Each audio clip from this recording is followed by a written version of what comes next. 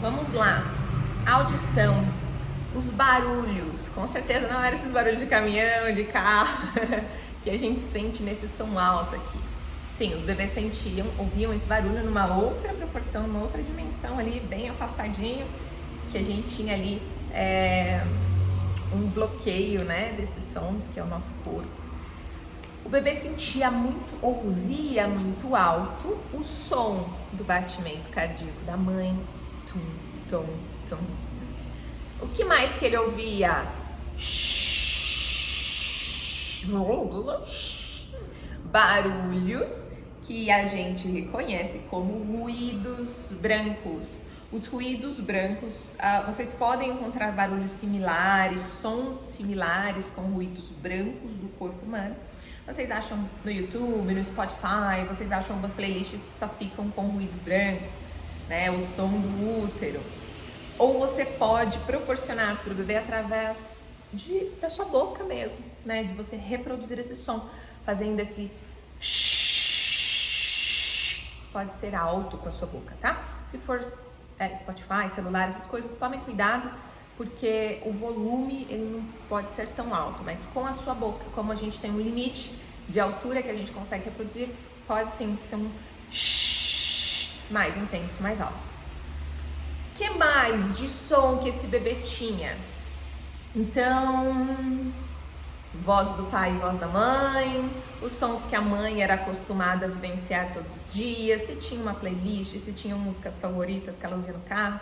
Óbvio, gente, que numa proporção mais baixinha, porque todos esses sons que a mãe vivia aqui externamente no dia a dia, chegava pro bebê como se ele tivesse com as duas mãos bem fechadinhas e apertadas na orelha. Faça isso, coloque as suas duas mãos aqui, ó, e presta atenção nos sons externos, em como fica o som da música que você gosta.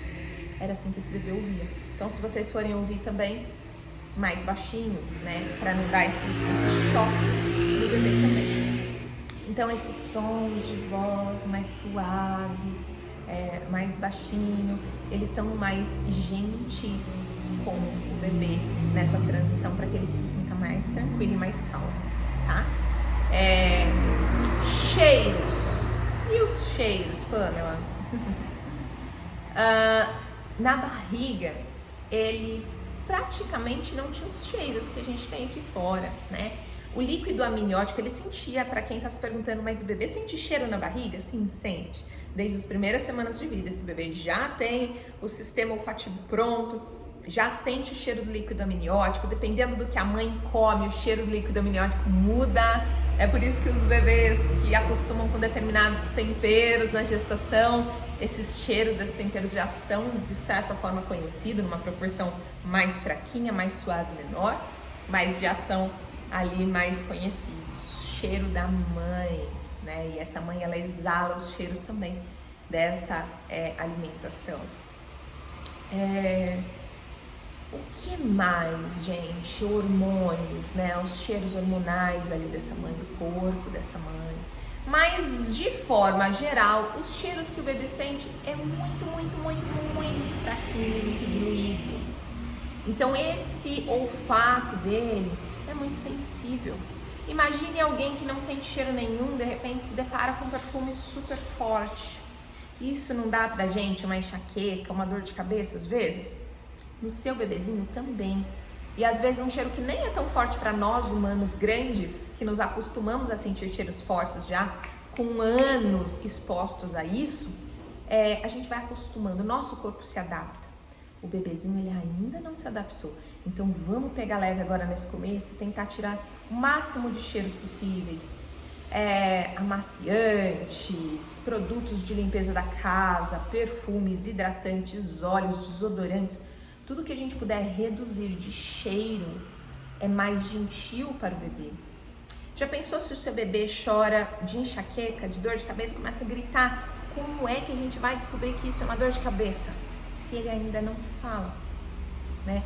Então, a gente tem algumas maneiras de prevenir, que é entender isso e pedir, inclusive, para que as visitas que vão na nossa casa não usem perfume, né? Porque esse olfato do bebê ainda está em adaptação. Então são tantas adaptações, né, gente? Vamos devagar, vamos começar cortando do zero e expondo ele bem aos pouquinhos. Já é tanta coisa, ele já tem que se adaptar com você, com as sensações, com estar aqui fora, com a lei da gravidade. Se a gente falar assim, não, ele tem que se acostumar porque é assim a vida, é muito bruta essa adaptação, né? Para qualquer ser humano adulto, isso já é tão traumático. Imagina para um bebezinho. E tudo que ele vive até esses 7 anos de idade, nesse início de vida, é como ele entende o mundo, né? É eu falar pro bebê assim, olha filho, o mundo pode ser lindo, o mundo pode ser gentil, e ele crescer tranquilo, porque ele pode estar em paz. Ou esse bebê crescer em alerta, porque tudo no mundo é um perigo, e ele viver constantemente nessa situação de adrenalina, de cortisol, que não é saudável para o corpo humano, tá? Então, vamos aos pouquinhos, né? Vamos voltar pro útero junto com o bebê e aos pouquinhos a gente vai trazendo aos pouquinhos, gradativamente. Gravem essa palavra que eu sempre vou usar muito. Todo o processo gentil da natureza do ser humano, ele é gradativo, né? Gradativamente, até ali 1 ano de idade ou mais, expondo este bebezinho, tá? A todos esses 5 sentidos. Então, falamos do tato, falamos do olfato, falamos da audição. Vou gravar um outro vídeo agora para vocês falando sobre o paladar.